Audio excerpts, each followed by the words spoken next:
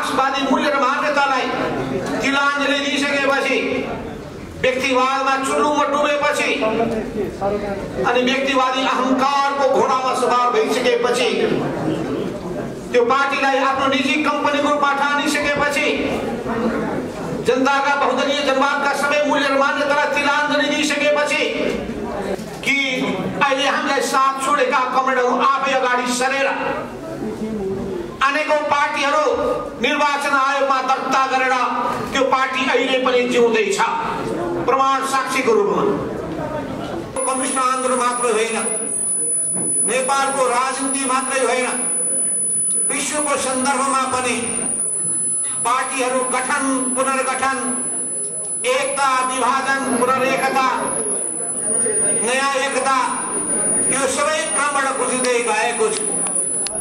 कसैलाई के लाग्दछ भने भएको पार्टी बाहेक अर्को पार्टी गठन गरेर पार लाग्न सक्दैन। यस्तै मान्यता राख्नेहरूले नेपालमा राजतन्त्रलाई ढाल्न सकिँदैन भनेर भन्ने गर्दथे। यस्तै मान्यता राख्नेहरू 2014 सालमा भएको नेकपाको दोस्रो महाधिवेशनबाट निर्वाचित नेतृत्व केशरचन्द्र रायमाझीले जब दक्षिणपन्थी बाटो समात्नु भयो त्यसपछि त्यसबाट विद्रोह गरियो भने केही गर्न सकिँदैन भनेर अत्यन्तै निरीहता व्यक्त गरेका थिए र उनीहरू त्यसैमा विलीन हुन पुगे र क्रान्तिकारी सोच राखेका कर्पुष्पलाल जस्ता व्यक्तिहरूले कम्युनिस्ट आन्दोलनलाई फेरि जीवन्तता प्रदान गर्नुभयो, विद्रोह गर्नुभयो, अर्को पार्टी गठन गर्नुभयो, पार्टीको क्रान्तिकारी धारलाई नेतृत्व गर्नुभयो। फलस्वरूप नेपालको कम्युनिस्ट आन्दोलन फेरि क्रान्तिकारी दिशामा अगाडि बढ्यो। पुष्पलालले विद्रोह गरेको त्यो पार्टीमा हामीहरूमध्ये धेरै व्यक्तिहरू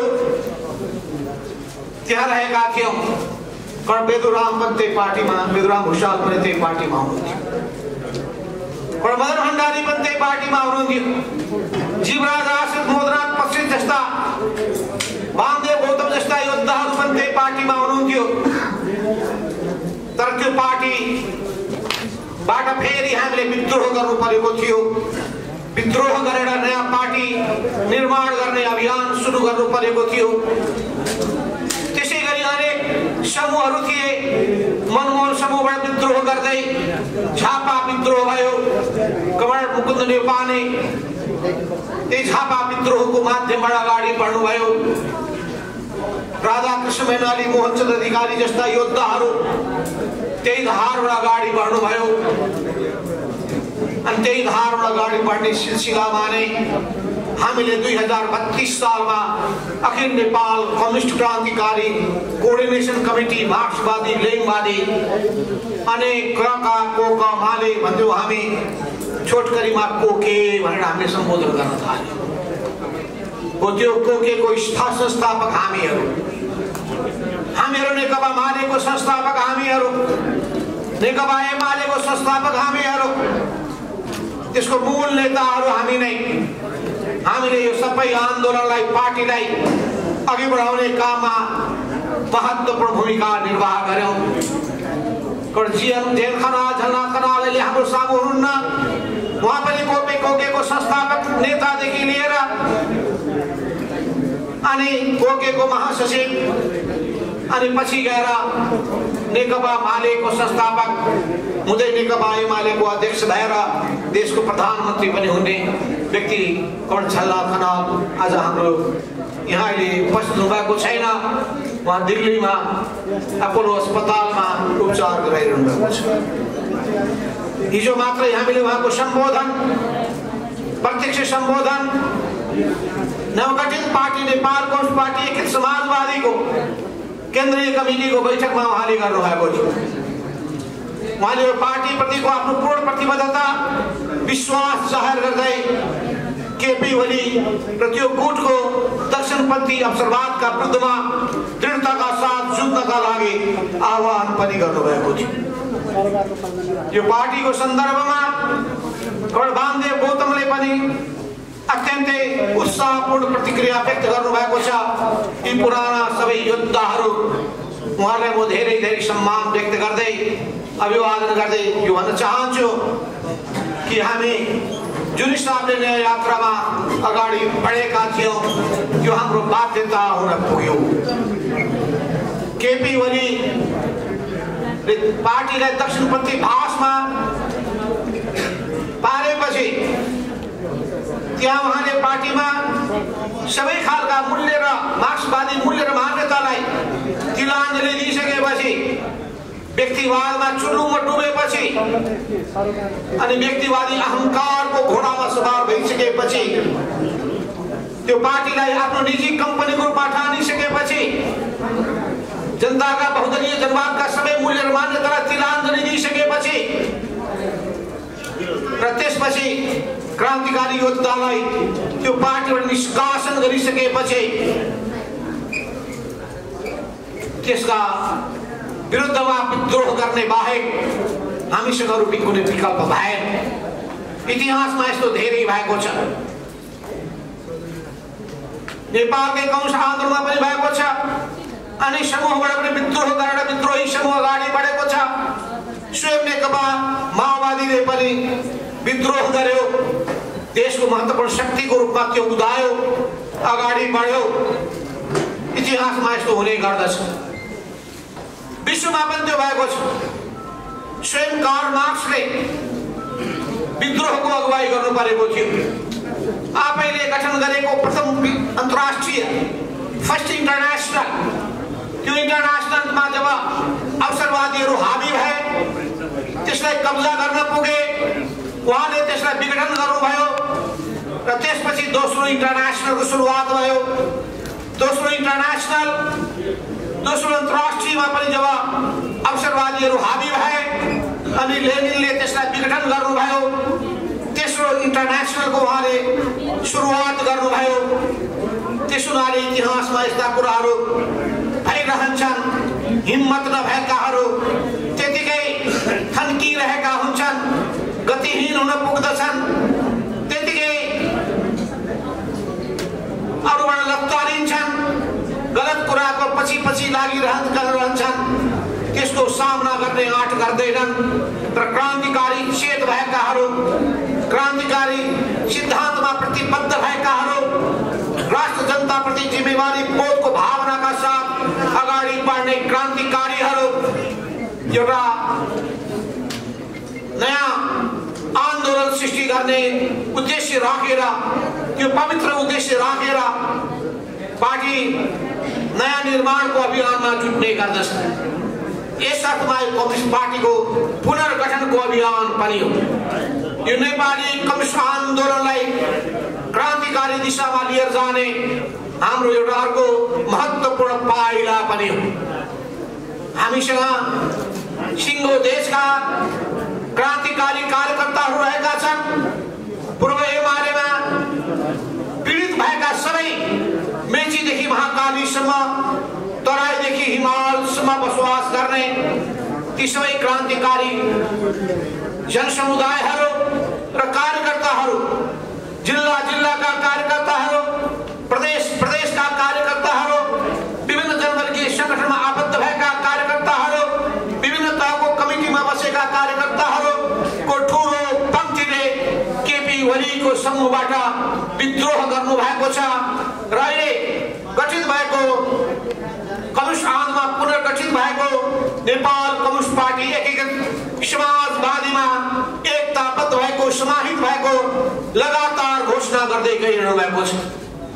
ती सबै योद्धाहरूलाई म हार्दिक सलामको अभिवादन गर्न चाहन्छु र देशभरिका जिल्लामा रहेका गाउँ, टोल, वडामा रहनुभएका र प्रत्येक जनवर्गीय संगठनमा आबद्ध हुनुभएका, प्रत्येक कमिटीमा आबद्ध कार्यकर्ताहरूलाई म आह्वान गर्न चाहन्छु कि तपाईँहरू तत्काल त्यो केपी ओली गुटबाट छुटकारा पाउनुहोस्। त्यो दक्षिणपन्थी भाषमा बसिसकेको राष्ट्रियताको सुदृढीकरणको मान्यतालाई तिलाञ्जली जनता प्रतिको जिम्मेवारी बोधबाट भागिसकेको, सरकार सञ्चालनमा असफल भइसकेको, पार्टीलाई तहस नहस पार्न उद्यत भइसकेको र एकीकृत भएको नेपाल कम्युनिस्ट पार्टीलाई विभाजित गर्ने काममा अक्षरता लिएको, विभाजित हुँदाखेरि भोज भतेर गरेर खुसियाली मनाएको अनि नेकपा एमालेलाई पनि विभाजन गर्नका लागि 2077 चैत्र 28 गते कदम चालेको। यसले सिंगै पार्टीमा कार्यकर्ता पङ्क्तिमा निराशा पैदा गर्यो। पार्टी पनि गतिशील भएन, कमिटीका बैठकहरू नबस्ने स्थिति बन्यो, पार्टी मृतप्राय भयो, शिथिल मात्रै होइन मृतप्राय अवस्थामा पुग्यो। यो सबैले गर्दाखेरि आन्दोलन समाप्त हुने जोखिम देखियो। त्यसले पार्टीभित्र उकुस मुकुस पैदा भयो। यो सबै अवस्था देखिसकेपछि हामीले नयाँ ढङ्गले जाने संकल्प गर्यौं।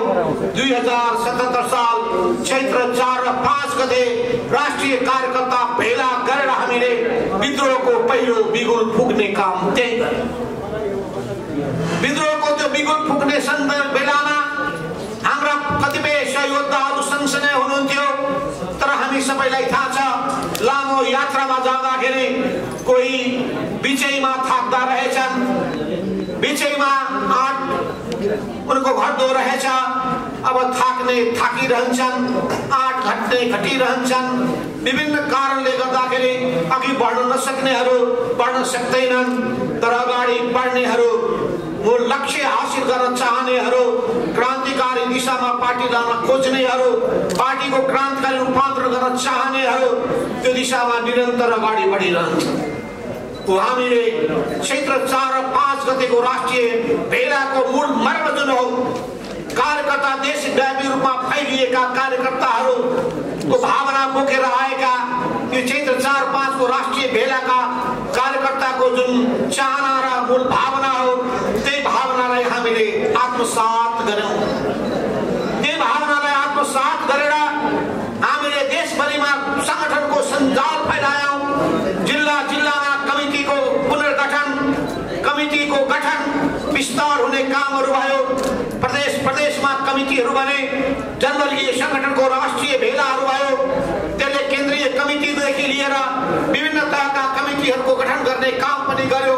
यसरी पार्टी संगठन, जनवर्गीय संगठन, पेशागत संगठन, स्वदेश प्रवासका संगठनहरू फेरि नयाँ ढङ्गले गठित हुन थाले। विद्रोही रूपमा तिनीहरू अस्तित्वमा रहे, तर त्यसलाई फेरि हामीले अगाडि बढाउनु पर्ने अवस्था भयो। उतिखेरै हामीले अर्को पार्टी खोलिसक्ने थियौं। यो आवाज पनि आएकै थियो तुरुन्तै अर्को पार्टी खोलौं, तर हामीले तुरुन्तै किन अर्को पार्टी खोल्न सकेनौं भने, औपचारिक रूपमा किन खोल्न सकेनौं भने हामीहरू जनताबाट निर्वाचित भएका हामीहरूमध्ये पनि हजारौं हजार कार्यकर्ताहरू, उहाँहरूको पनि सुरक्षाको बारेमा हामीले सोच्नु पर्ने हुन्थ्यो कि अहिले हामीलाई साथ छोडेका कमरेडहरू आफै अगाडि सरेर अनेकौं पार्टीहरू निर्वाचन आयोगमा दर्ता गरेर त्यो पार्टी अहिले पनि जिउँदैछ प्रमाण साक्षीको रूपमा। यस अर्थमा पार्टी त्यही बेलामा हामीले औपचारिक रूपमा किन खोल्न सकेनौं भनेर मैले चर्चा गरिसकेको छु। तर अहिले परिस्थितिमा परिवर्तन भयो। परिस्थितिमा परिवर्तन भइसकेपछि हाम्रो मात्रै होइन, अरू पार्टीको निम्ति पनि आवश्यक हुन पुग्यो। आवश्यक हुन पुग्दाखेरि एउटा संवैधानिक र कानुनी प्रबन्ध हाम्रो निम्ति अनुकूल हुन पुग्यो। त्यो अनुकूलतालाई ध्यानमा राखेर हामीले अनि केपी ओलीको कब्जामा भएको त्यो पार्टीबाट हामी गुम्सिरहेको त्यो अवस्थाबाट उम्किनका लागि एउटा निकास हामीले पायौं। सबै निर्वाचित प्रतिनिधिहरूलाई पनि जोगाउन सकिने अवस्था पनि हामीले देख्यौं। कार्यकर्ताहरूप्रतिको जिम्मेवारी बोधको भावनालाई हामीले आत्मसात गर्यौं। जनताप्रतिको जिम्मेवारी बोधको भावनाप्रति हामी गम्भीर भयौं र यो आन्दोलनको रक्षा गर्नका लागि, आन्दोलनलाई जोगाउनका लागि, यो आन्दोलन नयाँ उचाइमा पुर्याउनका लागि, लोकतन्त्रको रक्षा गर्नका लागि स्वाभिमानको रक्षा गर्नका लागि अनि जनताका समस्यालाई समुचित रूपमा सम्बोधन गर्नका लागि र यो देशमा सुशासनको मान्यतालाई लागू गर्नका लागि नयाँ हामीले परिस्थिति सृजना गर्नुपर्ने आवश्यकता महसुस गर्यौं। अग्रगमनको बाधक केपी ओली, प्रतिगमनका पर्याय केपी ओलीलाई नम्पन्छाएसम्म नेपालको राजनीति सहजै अघि बढ्न सक्दैन भन्ने त्यस बेलाको नेकपा एमालेको विद्रोही धारको केन्द्रीय कमिटी र स्थायी कमिटीको साझा निष्कर्ष थियो। त्यसरी पनि केपी ओलीलाई प्रधानमन्त्री पदबाट हटाउनै पर्छ भन्ने सबैको बिना कुनै रिजर्भेसन त्यस बेलाको स्थायी कमिटी र केन्द्रीय कमिटीको सर्वसम्मत धारणा थियो।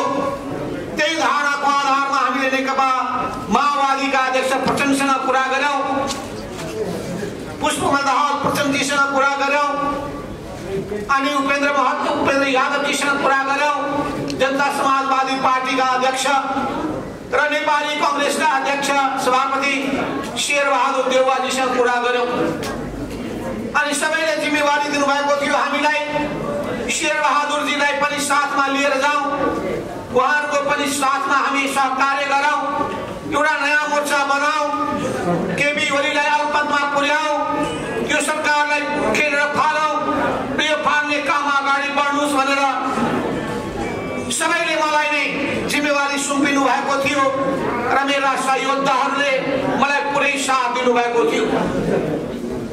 आज सहयोद्धा मध्ये कतिपयले मेरो साथमा हुनुहुन्न। यस्तो हुने गर्दछ। 32 सालका सहयोद्धाहरू कतिपय साथमा छैनन्, माले कालका सहयोद्धाहरू कतिपय छैनन्, एमाले कालका सहयोद्धाहरू केही छैनन्, तर हाम्रो यात्रा निरन्तर रूपमा जारी रहेको छ। फेरि ती सहयोद्धाहरू यो यात्रामा समावेश हुन सक्नुहुन्छ। ती सहयोद्धाहरूको बारेमा मैले गुनासो गर्नुपर्ने केही पनि छैन, किन क्रान्तिकारी धारमा अगाडि बढ्नेले सबै चुनौतीको सामना गर्ने आँट गर्नुपर्छ। समयको माग के हो त्यो कुरा बुझ्न सक्नुपर्छ, जनताको चाहना के हो त्यो थाहा पाउनु सक्नुपर्छ, कार्यकर्ताको भावना के हो त्यो बुझ्न सक्नुपर्दछ र कार्यकर्ता र जनताको राष्ट्रको माग बमोजिम चाहना बमोजिम अगाडि बढ्ने विद्रोही चेत र आँट राख्न सक्नुपर्छ। त्यही विद्रोही चेत र आँटका साथ हामी अगाडि बढेका छौँ र हामी पुरानो लिगमा जाँदैनौँ, पुरानो बाटो पछ्याउँदैनौँ। जुन हिसाबको संस्कार, जुन किसिमको परिपाटी केपी ओलीले स्थापित गर्न खोज्नु भएको छ त्योभन्दा नितान्त भिन्न हुनेछ।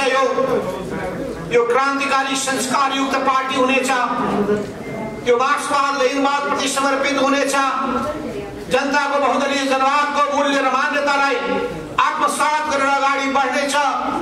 समाजवादको नेपाली मोडेल कस्तो हुनेछ भन्ने त्यो सोच अगाडि सार्नेछ र समाजवादको यात्रामा दृढताका साथ निरन्तर रूपमा अगाडि बढिरहनेछ। यो पार्टी राष्ट्रप्रति समर्पित हुनेछ, जनताप्रति समर्पित हुनेछ र आफ्नो सिद्धान्तप्रति निष्ठावान भएर लागिरहनेछ। यो निजी हितको निम्ति, स्वार्थको निम्ति लाग्ने व्यक्तिहरूको जमात हुने छैन। यो असंस्कारीहरू, कुसंस्कारीहरूको झुन्ड हुने छैन। यो एउटा नेताको प्रशंसामा जमा भएको भजन मण्डली पनि हुने छैन। यहाँ कसैका फोटाहरू प्रदर्शन पनि गरिने छैन। अनि त्यो फोटाका सामु त्यसपछि त्यहाँ आरती उतार्ने काम पनि कसैले गर्ने छैन। यो मार्क्सवाद लेनिनवाद प्रति समर्पित, समाजवाद प्रति समर्पित, देश र जनता प्रति समर्पित, क्रान्तिकारी आदर्श प्रति समर्पित, उच्च नैतिकताबाट ओतप्रोत भएका, असल आचरण युक्त भएका त्यस्ता कार्यकर्ताहरूको पार्टी हुनेछ। यो जन आधारित कार्यकर्ता पार्टी हुनेछ। यस अर्थमा यो पार्टीले नयाँ समाजको निर्माण गर्न चाहनेछ। हामीले 2062-63 मा एउटा जनक्रान्ति सम्पन्न गर्यौं, देशलाई नयाँ चरणमा पुर्यायौं, लोकतन्त्रलाई सुदृढ गर्यौं र त्यसै अनुरूप हामीले संविधान सभाबाट निर्माण गर्ने काम पनि गर्यौं। धेरै रगत पसिना बगाएर 2006 सालमा स्थापित भएको पार्टी कर्णपुष्पलालले स्थापना गर्नुभएको त्यो पार्टी, त्यही पार्टीको क्रान्तिकारी विरासतलाई हामी ग्रहण गरेर अगाडि बढिरहेका छौं, बढ्नेछौं। यस अर्थमा जति कामहरू सम्पन्न भएका छन्, ती काम बाहेक अधुरा कामहरूलाई पूरा गर्नका लागि नयाँ परिस्थितिमा देखिएका नयाँ सबै पक्षलाई समावेश गरेर हामी अगाडि बढ्नेछौं। किनभने व्यवहारबाट नै सिद्धान्तको सृजना हुने गर्दछ, व्यवहार परिवर्तन भएको छ, व्यवहार अनुसार सिद्धान्तमा पनि परिमार्जन हुँदै जानेछ। त्यसो हुनाले हामी मार्क्सवाद लेनिनवादको सृजनात्मक प्रयोग गर्छौं र सृजनात्मक विकास पनि गर्ने गर्दछौं। मार्क्सवादलाई जड सूत्रवादको रूपमा पनि लिन्नौं र दक्षिणपन्थी कोणबाट व्याख्या पनि गर्दैनौं। हामी दुवै खालका अतिवादबाट जोगिनेछौं, दक्षिणपन्थी अवसरवाद र उग्रवामपन्थी भड्काउवाद, यो दुईटैबाट जोगिएर हामी सृजनात्मक ढंगले सोच्नेछौं। नेपाली परिस्थिति अनुसारको समाजवाद कस्तो हुनेछ, त्यो समाजवादको यात्रामा अगाडि बढ्नेछ। नेपालको समग्र विकासको हामी नयाँ सोच अगाडि सार्नेछौं। नेपाली जनताका समस्याहरू के हुन्, त्यसमा हाम्रो ध्यान केन्द्रित हुनेछ। जनताका पीडा र वेदनालाई सम्बोधन गर्ने हाम्रा सम्पूर्ण क्रियाकलापहरू केन्द्रित हुनेछन्। जनतासँग हामी एकाकार हुनेछौं, जनताका समस्यालाई आफ्नो समस्या ठान्नेछौं। हामी त्यही सोचका आधारमा पार्टी र पार्टीले सञ्चालन गर्ने गतिविधिलाई अगाडि बढाउनेछौं र जनताको आन्दोलनलाई, लोकप्रिय आन्दोलनलाई अगुवाई गर्ने काम पनि गर्नेछौं। हामी जनताले चुनेर पठाइसकेपछि त्यो राज्यका ती निकायको माध्यमबाट हामी जनताको हित र कल्याणका लागि समग्र देशको अर्थतन्त्रमा आमूल परिवर्तन गर्ने ढंगले जानेछौं। यसमा आर्थिक, सामाजिक, सांस्कृतिक रूपान्तरण गर्ने हाम्रो सोच हुनेछ। यही सोचका आधारमा हामी अगाडि बढिरहनेछौं। आजसम्म राज्य सत्तामा पुगिसकेपछि त्यसको दुरुपयोग गर्ने प्रवृत्ति आम रूपमा देखा पर्ने गरेको छ। यो प्रवृत्तिबाट हामी जोगिनेछौं। सत्ताको दुरुपयोग गर्ने र निजी हितका लागि त्यसलाई प्रयोग गर्ने प्रवृत्तिलाई हामी असफल पार्नेछौं। त्यसबाट हामी जोगिनेछौं। त्यसमा कोही पनि कार्यकर्ताहरू नफसुन् भनेर हामी विशेष ध्यान दिनेछौं। यी सबै विचार र मान्यताका साथ अगाडि बढ्ने, नयाँ नेपालको निर्माण गर्ने सोच र संकल्पका साथ हामी आफै पनि रूपान्तरित हुनेछौं। जनतालाई पनि त्यही हिसाबले नयाँ संस्कारयुक्त ढंगले यो देशको मालिकको रूपमा भूमिका निर्वाह गर्न सक्षम बनाउनेछौं। युवा शक्तिलाई विशेष ध्यान दिनेछौं। युवाहरू ऊर्जावान शक्तिहरू बिहानीका सूर्य जस्ता हुन्, उनीहरूको भूमिका महत्त्वपूर्ण छ। यस अर्थमा हामी सम्पूर्ण युवा शक्तिहरूलाई पनि अगाडि बढ्नका लागि प्रेरित गर्नेछौं। योग्य सक्षम बनाउन हाम्रो विशेष ध्यान केन्द्रित हुनेछ। पुराना पुस्ताका अनुभवहरू, नयाँ पुस्ताका ज्ञान र उनीहरूका स्फूर्तिहरू, खुबी र क्षमताहरूको संयोजन गर्नेछौं। हामी हाम्रो नेपाल राष्ट्रको संवेदनशीलतालाई बुझ्दछौं। सबै छिमेकीहरूसँग हाम्रो सम्बन्ध अत्यन्तै सन्तुलित, मर्यादित रूपमा हामी सञ्चालन गर्नेछौं। पञ्चशीलका 5 सिद्धान्तलाई, संयुक्त राष्ट्र संघका बडापत्रलाई हामी आत्मसात गर्दै अगाडि बढ्नेछौं।